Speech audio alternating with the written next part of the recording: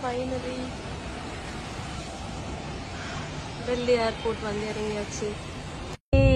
Reach ஆக போறோம் ஹோட்டலுக்கு. மொழி தெரியாத ஊர்ல வந்து மாட்டிக்கிட்டு படாத பாடு. டிரைவர் கிட்ட பேசவும் முடியல, ஒன்றும் முடியல. ரொம்ப கஷ்டமா இருக்குப்பா.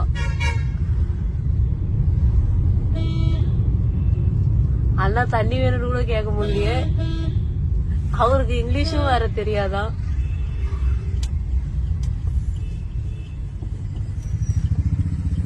போலீஸ் ஸ்டேஷன் பாத்தீங்களா? Police station.